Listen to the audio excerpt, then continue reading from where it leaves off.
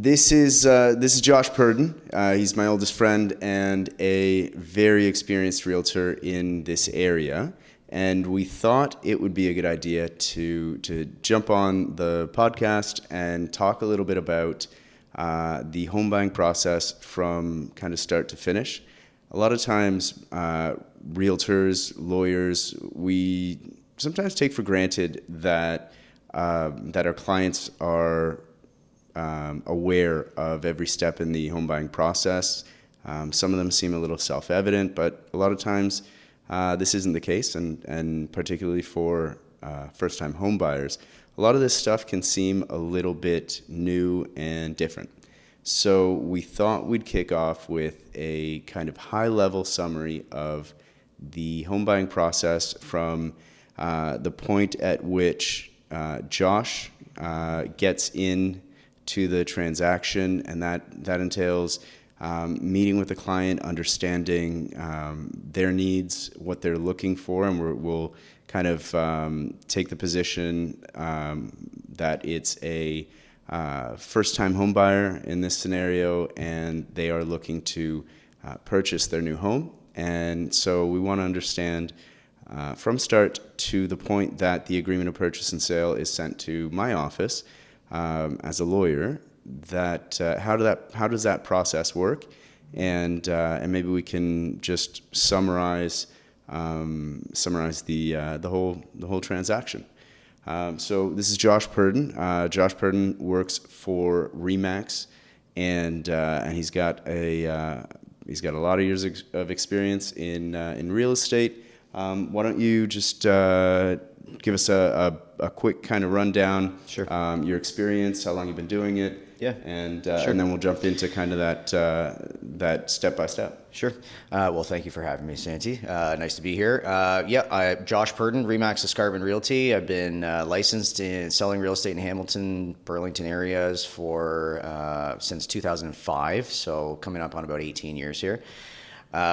So been around for a while, been involved in my fair share of transactions, dealt with all kinds of clientele, from first-time home buyers to investor clients, to a little bit of commercial real estate as well. So really dabbled in a little bit of everything. But we wanted to focus on the first-time home buyer process here for today. So just to give sort of a quick synopsis, you alluded to the process up until the APS gets signed, that APS being the agreement of purchase and sale. Typically the starting point for any first-time buyer is really to be in touch with a qualified mortgage broker. Whether that's, you can deal with somebody at your bank, but I typically like to refer my clients to a broker who works solely in the mortgage industry. These types of professionals are more equipped, they deal with a lot more mortgages on a daily basis. They deal with more lenders. They have more ability to shop the deal around for the buyer. Rather than if you go to the green bank or the blue bank or whatever, and you're just looking at a green mortgage or a blue mortgage. So a little bit of variety there with a mortgage broker, and they're actually incentivized to get the deal done for you. So that's really a starting process for first-time buyer. That's really the starting point. Once you have a pre-approval in place, then typically the broker will give you some kind of a rough price range you can stick to, or maybe just a max price point based on your down payment and income requirements, et cetera. So once you have that starting point, then you can get in touch with me, and we can start the process of getting out to start looking at homes. Part of that process is to get involved with signing a buyer representation agreement. That allows the realtor to know that they have you as a client, that they're going to give you their all. They're going to be hunting for properties for you, and they have your best interests at heart. If you're not under contract with a realtor, then you don't necessarily have that commitment. So there's that sort of dynamic to the relationship. But in any event, once we get you out looking at houses, I like to. Let's just jump back 1 second. So Sure. you've been contacted by first-time home buyers, and they're looking to purchase that house. Yep. What's that kind of, what kind of inquiry are you running to really understand what their profile is, Sure. And what they're looking for? Yeah, so like initially you have like an initial consult meeting with the client to try to, like you say, get to the bottom of what it is they're looking for. And so there's a couple of things that go into that. We talk about where do you work? Where are your friends and family located? Where, like, obviously location being the biggest factor in any real estate. So, trying to gauge what we can necessarily get our hands on based on the price point available, and see if we can match that with the location they want to be, and perhaps typically buyers will have some kind of a sense of what type of property they're after. If they want to buy a condo, or if they want to buy a starter townhouse, or perhaps a duplex to live in one unit and rent the other, which is becoming a lot more popular these days, particularly with first-time home buyers. So again, being part of that initial meeting process, to try to get to the bottom of whether or not the wants and capabilities are aligned. And so yeah, that's and then typically from there, it's a matter of, okay, if I feel like perhaps the price point doesn't align with what they want, well, then it's a matter of either A, showing them a few things that are actually within the price range, so that they get a feel for sort of what the reality might be of what they're looking at, or otherwise looking at what they're asking for and showing them how much that actually costs. Because sometimes that can be a bit of a sobering process. Sure. But I mean, not to be too negative about anything. Everybody has their limitations. First-time homes are typically not meant to be your forever home, so everybody has to start somewhere. Yeah, and then from there, it's about getting out and looking at a few properties and getting a feel for really having open communication throughout that process. And they're shooting you MLS listings. And yeah, you set up an automated search, so they get automatic push notifications to their phone. They get new listings as they come up. And again, like as you get into that process, it's just a matter of keeping the communication open. What do you like? What do you not like? What do you think of this? And just getting really honest feedback at every turn, because that helps sort of navigate that. For me, that helps me pick the next group of listings to show. Sure. So, and on average, and I know every deal will be a bit different, every client's a bit different. Are you seeing that the process will take 5 to 10 listings or showings, or 10 to 15? Yeah, on average, I would say, you probably 10 to 20 showings, I would say, would be the average, before someone's ready to make an offer. I've had clients that literally bought the first house they ever saw, and I've had other clients that have seen, over 50, 60 houses before they're comfortable making an offer. And so if we're looking at 10 or 20 showings, then how long does that process take? Well, I like to try to group things, especially like if you're not looking all over a large area. I like to try to group showings together. So if we're going to make an appointment to get out and see houses or condos, whatever, if we're picking an evening or picking a Saturday afternoon or whatever the case might be, I try to line up 6 or 8 houses at once. Sure. So that way we can spend a couple hours out, and that gives me more opportunity to chat with the client as well, and really get an understanding of their needs and how the listings are matching up for what they're looking for. Not every house is going to be perfect. Houses, older houses need work. And so there's a lot of, for instance, if a first-time buyer is maybe not handy at all, you're frequently, if you're limited per se, if you're limited in price range, you're going to typically run into houses that are going to require some work. And so that adds like another layer to the conversation is, okay, the location's great and the size of the house is great, but the kitchen needs to be redone, the bathrooms need to be done, or we want to put a basement suite in an unfinished basement. What does that cost? So that you get to the point where I'm pretty good at evaluating the condition of a home just from walking through it and scoping out the nuts and bolts. I've sat through several hundred home inspections over the years, so you kind of what to look for and what to point out to buyers when when perhaps there's work needed and whatnot.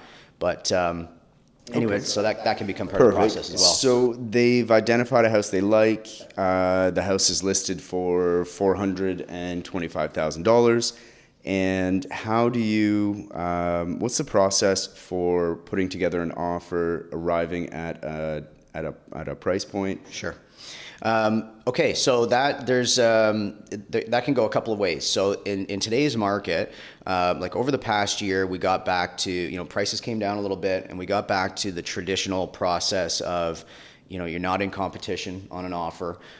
You're the only offer at the table, and that process can be a little bit different.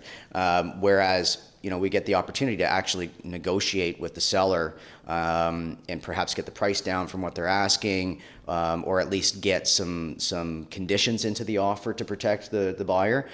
Things like home inspection condition, your financing condition. Most mortgage brokers with first-time buyers especially, they're going to want to see a financing condition in that offer. Whereas, 2 years ago, the market was so hot, there would be, 10 to 15 to sometimes 20 or plus offers on a single home. And in that type of scenario, it's pretty tough to get conditions in the offer. You're basically just picking the highest number you're capable of putting down to try to win in competition. It's not a great process for a first timer. It can be pretty intimidating when things go that way. Again, going back to the importance of having a qualified realtor who knows the values in the area and knows that if a house has 15 offers on it and you think the winning price might be 600, but the house is really only worth 5.25. Well, then that's important information to be aware of. You don't want it to be, I won the house, and then the appraisal comes in low, and you can't get the more. So anyway, so we've gotten a little bit more away from that now. We're back to the traditional process of where if we're only offer at the table, we can get to the seller, we can try to reduce the price a little bit, negotiate a little bit. So sometimes there will be some back and forth. In terms of the actual process itself, the paperwork is fairly straightforward, and these days we can do everything electronically by DocuSign, which is very convenient compared to years past. You used to be running around town trying to get 6 copies of everything signed, so those days have passed. But in any event, the buyer representation, which I mentioned earlier, typically that'll run for, you might be signed up with a realtor for 3 or 4 months would be typically what I put on mine. And then beyond that, there's a couple other documents. The confirmation of cooperation outlines, who's representing who within the transaction. Sometimes typically there'd be 2 agents involved, one dealing with the seller, one dealing with the buyer. There are situations where the listing agent has their own buyer, or perhaps say for instance, if my buyer client is interested in a listing that I personally have, well, then that becomes a little bit of a different process. But typically, if there's 2 agents involved, then it allows for a little smoother transition between offer counter offer situation. So let's pause right here and let's look at this kind of from the other side of the table. If you're acting on the listing side, so for a seller, and you receive let's say 4 offers on this house. This house is worth $425,000. You've got a couple of offers right around that point. You've got one that's higher and one that's lower. Why don't you walk us through how that offer is presented to the client? Sure. And like in terms of, to the seller, and sort of the timing for that. So is there a cutoff point? Okay. Yes. So you're alluding to irrevocable times. So that's one term that people not in the industry are not super familiar with. Irrevocable just means the date and time that your offer is good until. So every offer has an expiry date essentially. Typically, if you're making an offer that day, I try to make the irrevocable midnight the same day so that we have a little bit of urgency on the table to try to get the deal done. That's when dealing with the buyer. When you're dealing with the seller, we like to try to get as long and irrevocable as possible so that we have a little more time to try to generate other interest from other buyers that have been through the property. So to your question, the irrevocable time, basically all the offers have to be dealt with before that time. So if you're in an offer situation, like you said, there's 4 offers on the table. Usually the listing agent will convey to the buyer agents that we're presenting the offers at 6 p.m., 7 p.m., whatever the case might be. And so, any of the buyer agents will likely try to make their irrevocable as tight to that time as possible. And the reason for that is you don't want to allow other buyers the opportunity to bring an offer to the table. Sure. If it's 4 offers, you want to keep it at 4. You don't want to let it get to 6, right? So that's one tool for sort of mitigating that as a buyer agent. And then typically, like you said, if there's multiple offers on a house, you'll have a couple that come in right around asking price. You might have one clear-cut winner in terms of price, but it's not always just about the money. From the seller's perspective, all kinds of things can come into play, like closing date you're asking for, conditions you have in the offer, sometimes even chattels you're asking for with the property. If you're asking for all, if it's a duplex and there's 8 nice new appliances in the house, like that's worth some dough. And if the seller's not looking to leave that, then sometimes chattels can come into play. That's really only if the pricing is very tight between the offers, right? But typically, there's usually a one clear-cut winner, but in some cases, it's not always about price. So if the closing date is too far off, let's say you have, in your scenario, the house is listed for $425, and you have the clear-cut winners at $450, but they've got a slew of conditions in the offer, perhaps even a sale of home condition, and a longer closing date than the seller's looking for. Well, if the seller has $440 on the table from another buyer with no conditions, or even just a short, 5-day financing condition with no inspection, well, then that becomes a lot more enticing to that client. That 10 grand difference is probably worth the peace of mind of knowing your home will be sold in 5 days instead of, this other guy needs to go list his house and wait for a buyer on his, and you don't know what sort of complications will arise on that property and stuff like that. So yeah, in terms of assessing those offers from the seller's perspective, that would be the process. I think, and for buyers, it's really just a matter of trying to tailor your offer to what you think that is most ideal for the seller. And like I said, it's not always just about price. Sure. Yeah. Okay, so you get feedback. You put the offer in on behalf of the clients.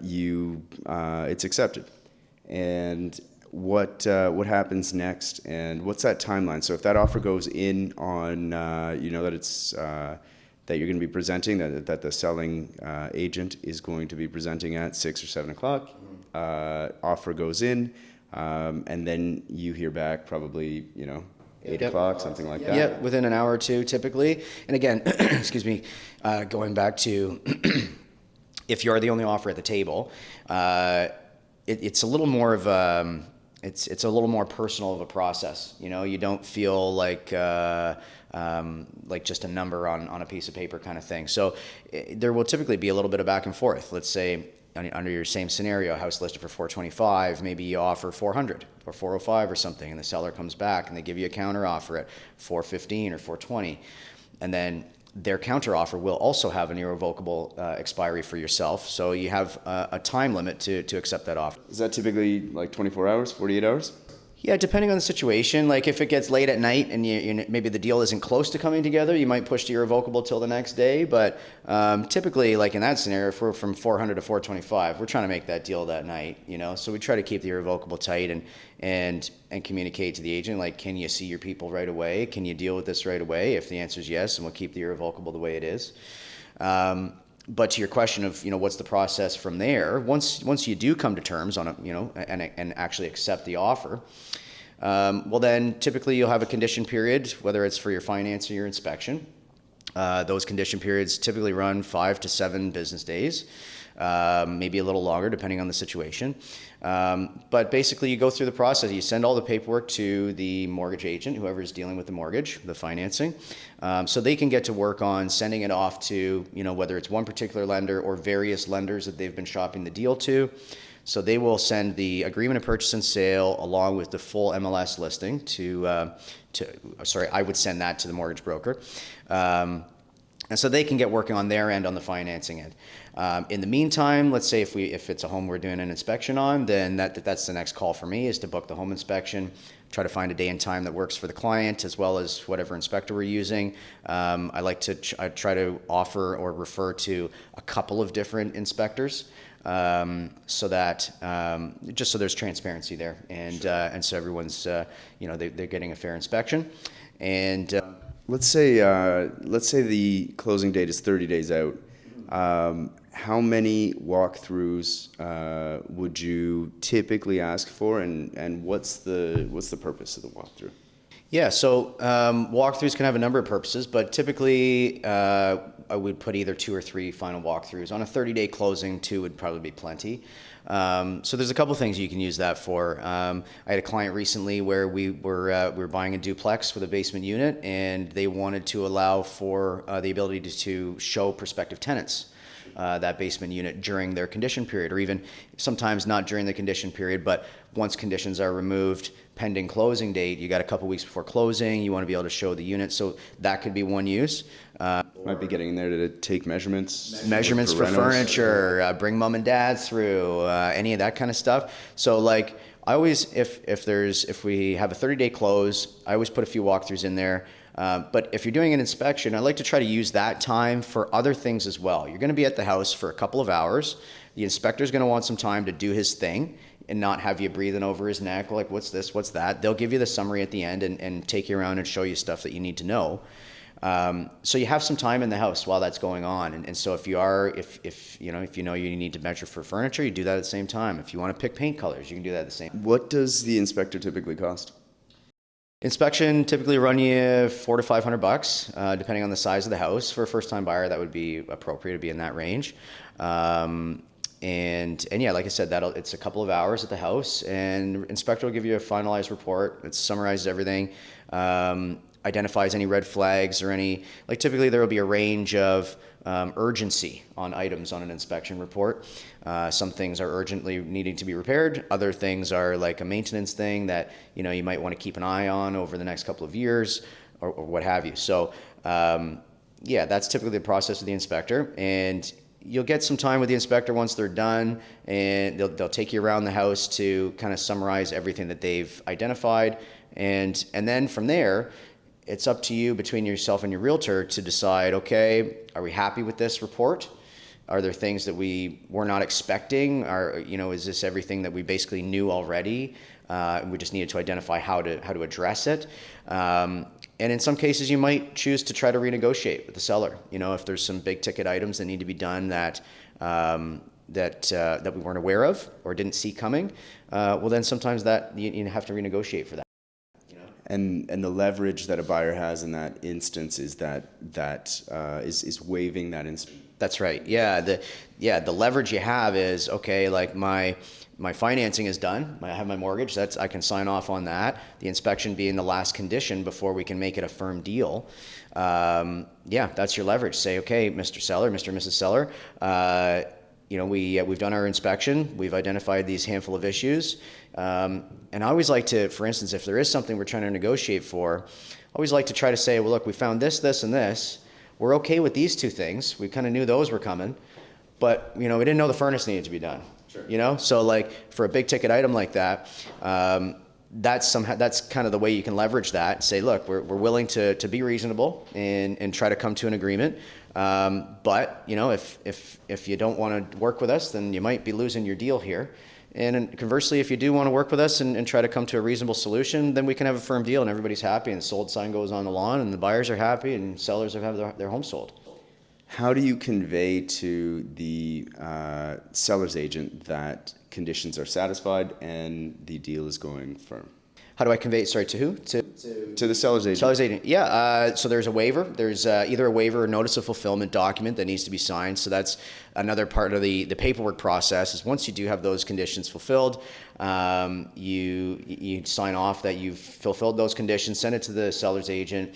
That's how they have record that we have a firm deal. So that's what they call the notice of the deal firmed Yes, up? exactly. Yes. When I say firm up the deal, that's what we mean is to remove conditions and make it a firm transaction pending closing date. Okay. Let's say the inspection reveals a sinkhole in the basement. Hopefully not. Yeah, right. Or alternatively, the mortgage, the financing piece, for whatever reason, can't be fulfilled. Yeah. What happens then?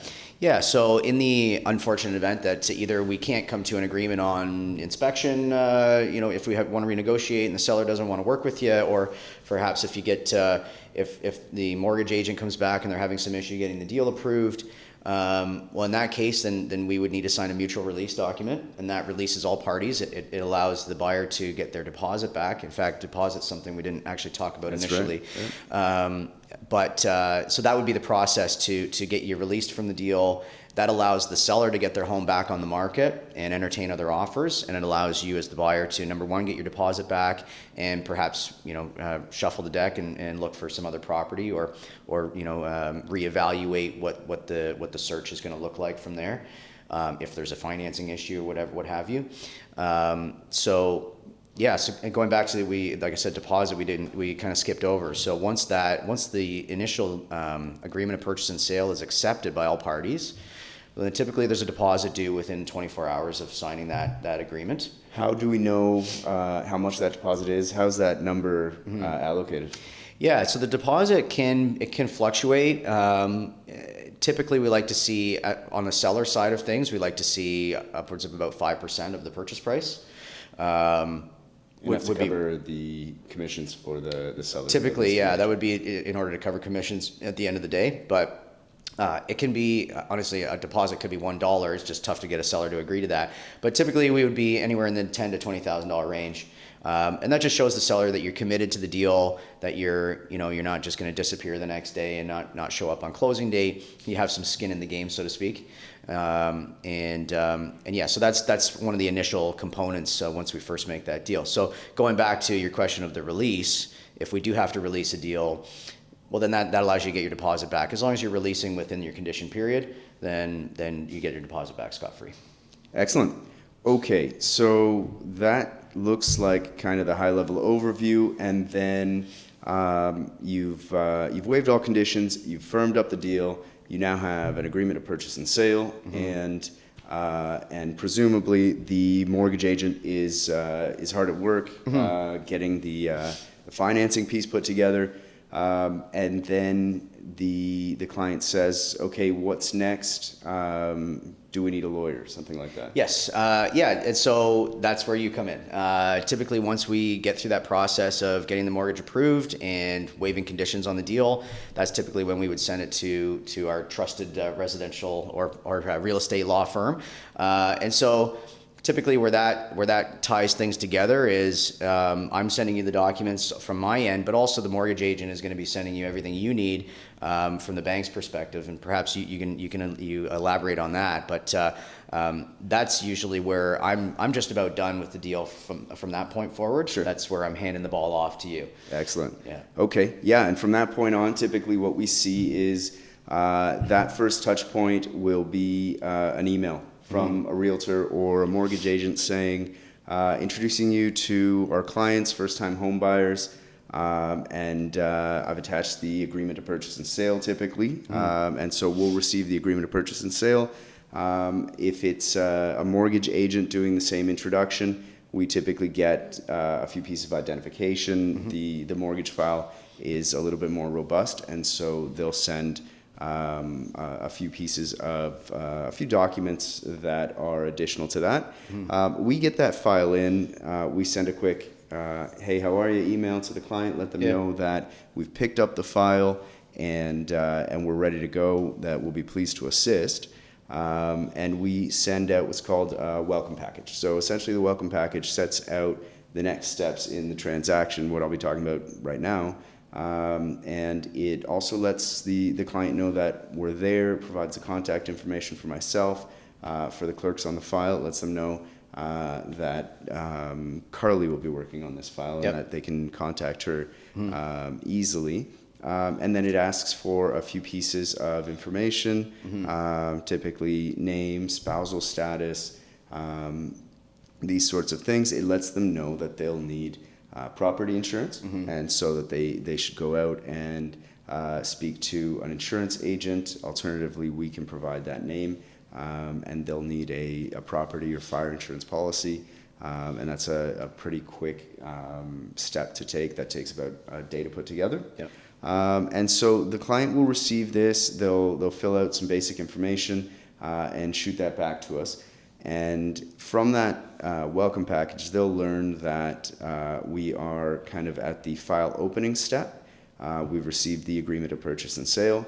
We'll need to receive the what's called mortgage instructions from the lender, and so they will be in a position to provide our name to the mortgage agent, say, okay, Bayfront Law is going to be closing this deal. You can instruct Santiago at Bayfront Law. Mm-hmm. And so the mortgage agent knows what to do with that, and so they will send us the instructions. So the instructions tell us all the stuff that we need to do to satisfy the lender, and this goes to sort of confirming identification, doing some sort of back-end due diligence, and then filling out a few documents that provide promises to the lender as to the effect and the nature of the documents that the lender is asking us to get the client to sign. Gotcha. So we're putting together mortgage instructions. We've got the agreement of purchase and sale, and then generally the next step, we are going to need to speak to the bank, and we're going to need to speak to the seller's lawyer. And so we contact both. The seller's lawyer, we will be asking a bunch of questions about kind of the suitability of the property, the state of the property, title to the property, and we'll be asking them to make promises that the property, for instance, will be, for example, delivered vacant possession. Yep. That utilities will be paid up, that any other mortgage registered on the property will be discharged before. Taxes are paid up, all that Exactly. And so we send that off to the seller's lawyer. We wait to hear back, and then the lender sent us kind of this list of homework that we need to do and send back. And so we put together that file. We'll assign a clerk. The clerk will be putting together the documents that we need to get signed. Yeah. And let's say we're 30 days out from closing. We've let the realtor know that we are on it. We've let the mortgage agent know that we're on it, and we've communicated with the client and let them know that closer to the closing date, we will be meeting usually by video call. We say we're as virtual as you elect and as brick and mortar as you need, and that just means we will be able to meet virtually or meet in person according to preference. And so as we get closer to that date, the client might expect to receive a couple emails from our clerk saying, how are you making out with the fire insurance policy? Were you able to contact an insurance agent? If not, here's someone you can speak with. And then we like to work closely with the realtors and the mortgage agents. Realtors in particular will be checking in, making sure that the file is good to go, kind of towards as we get closer. Mortgage agents as well. We might have a call with a realtor when we get to a point where there's a walkthrough and some issues come up, and there are two different ways that a realtor deals with that. Either a realtor is very hands-on and very comfortable sort of negotiating these things, or they enlist us to do the same thing. Yeah. Either way works. Experienced realtors have a wealth of knowledge and experience to draw from. Yeah, in my experience, sorry to cut you off. In my experience, if you do run into any kind of curveballs at closing or coming up on closing, I find it's always easiest to have everybody still involved in the deal. I've dealt with files that have gone both ways, like you're describing, and I find that the realtors typically have a little more personal, not necessarily experience, but more personal time with the clients. They've gotten to know them perhaps a little bit better throughout the process. If you've had a listing for 30 days, you've been in touch with that client for quite some time, dealing with them as far as dealing with showings and buyers and offers. And all you're this typically stuff. present during that walkthrough. Yeah, exactly. It's exactly. So you're actually the sort of boots on the ground, so to speak, that sees the issue, has seen how severe it might be and whatnot. And so yeah, to try to keep everyone involved in that final closing process is I think ideal. And I think you guys do an awesome job of that at your spot, at your firm. I think law firms. I think a lot of, particularly for first-time buyers, if they're younger people, they might not have any experience ever dealing with a lawyer before in their lives. And I think young people might have it in their mind that the law firm is the big steel tower with a bunch of suits walking around. And while those do still exist, I find the approach you guys take is a lot more personable and a lot more inviting, less intimidating for a client. And I think that's an awesome process. Appreciate that. That's certainly what we're aiming for. And so this kind of speaks to putting together that team that works together in terms of the realtor and the mortgage agent, and having that sort of triangle sort of intact and communicating frequently. And sometimes that just means something as simple as the client, like you said, they've been dealing with you principally since the beginning, and there might be a perceived sort of barrier to getting in touch with the lawyer right away. So when it's a couple weeks out from closing, the client, when they say, okay, I just want to make sure everything's all right, I mean, of course they can reach out and give us a call or write an email and say everything good and ready to go. But typically what I find is that line of communication with the realtor is so entrenched and so well established that first email will be to you, and it'll say, hey, I sent everything in. We're a couple weeks out. Do I need to do anything else? Yeah. And then at that point, you flip a quick text to me and say, hey, just checking in on that. And so we keep that communication open, and then that from the client's perspective, that sort of triangle of service delivery is intact. And so that's what we aim to do. That's definitely those instances where that's working and where that's working well are the ones where the client walks away and says that was an awesome experience. Yeah. So then we'll receive all of those documents. We'll put everything together. We've waited to hear back if there's any issue with that third walkthrough. We have received the insurance policy from the insurance agent. We then put all that together and meet with the client. And the purpose of that meeting is to very simply run through all these documents. I'll explain the implication of each of them, the effect. I'll explain how a mortgage works, what are the obligations under a mortgage, pre-authorized debit agreements, all of this stuff that the bank will ask for, and the promises that the bank wants you to make, and we'll get signature. We use DocuSign as well. We use Adobe Sign, electronic document, in most of our files, because that's just the client's preference. And so we will have all of those. We'll meet on this meeting a few days before the closing. We'll get signatures on all of them. I will put my signature on all of the documents as well.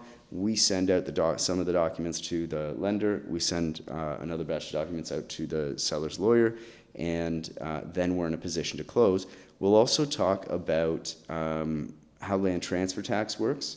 If in this scenario that we've been talking about, you're a first-time home buyer, so they'll be entitled to a refund of $4,000, and so we walk through what that land transfer tax amount is. We'll talk about things like title insurance. We'll talk about generally all the closing costs, and run through kind of a ledger, like a balance sheet for the transaction. Yeah. That says, okay, this amount of money is what we need to send to the seller's lawyer in order to close up the deal. And then this is how much money we'll be receiving from the lender. Yep. And so this is the amount of money that we'll need in closing costs to cover, the land transfer tax, the title insurance, our fees, and then we'll bundle all that up on the closing day, and we send that off to the seller's lawyer, and then we're in a position to close it up as soon as they say, okay, we've received the funds and we're ready to go. In terms of nuts and bolts of the transaction, it's as simple as there's the property that they'll be buying is on what's called the land registry, which is a big list of properties and the legal description and the municipal address, and the land registry keeps a record of everybody that bought the house, any mortgages on the property. It's just this long list, and really from a nuts and bolts perspective, all we're doing is registering a transfer, which is the document that says the property that used to belong to these people now belongs to our clients. And then after that, we register on title a document called a charge, which is the document that tells the whole world that the lender provided this amount of money. The property acts as security for that amount of money. And that in the event of any default or failure to pay, the lender will be looking to the property to recover. So that's the process of registering the mortgage on the title of the property. Exactly. Yeah, so gotcha. At the simplest level, that's really what we're entrusted to do. And then once that is signed up, so on the closing day, we wait. We receive the funds from the lender. We've got the funds that our clients have brought in, and we'll tell them attend at the bank a day or two in advance, get a bank draft, and then deposit it to our account. And we provide all those instructions, and then we bundle those up, send them off, register the transfer, register the charge, and then we'll typically send out a congratulations email. And one of the sort of, I guess, more recent trends in the last few years is that keys are provided by way of lockbox. And so we'll send the seller's lawyer will tell us what that lockbox code is, and in that congratulations email we send it off to the client. We say lockbox code is this.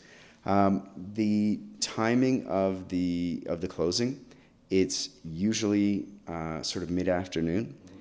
Really, it can happen anytime throughout the day. In certain instances, we've closed deals, before 10 o'clock. But what I'll usually tell a client is just assume it's kind of the back end of the day, because anything else is kind of an extra, and we don't want the client doing laps around the block. And legally, the sellers can have up until about 5 or 6 p.m. to close the deal, correct? That's exactly right. So that's really the bottom line. So anything before that really should be seen as a bonus. Yeah. And then after that, they are good to go. We'll provide the lockbox code. They attend at the house and go in, do a quick once over, make sure everything is as it should be, and then pop the champagne. That's it. That's it. Yeah, that's it. So that, from a kind of nuts and bolts perspective, from the beginning in terms of hiring a realtor, getting an agreement to purchase and sale in place, getting the offer accepted, bundling that together, sending that off to the lawyer, talking with the mortgage agent, and then what our office does in terms of meeting with the client, getting documents signed, sending them off to the lender and the other lawyer, and then registering the transfer and the charge, and then facilitating the delivery of keys. That's really start to finish on a real estate transaction. Yeah, cool. Well, Santi, thanks for having me out to chat about the home buying process. If anybody's looking for a realtor out there, feel free to contact me. I am on socials at Hammond Realtor Josh Purdon, Remax Escarpment Realty. Thanks for having me, Santi. Thanks, man.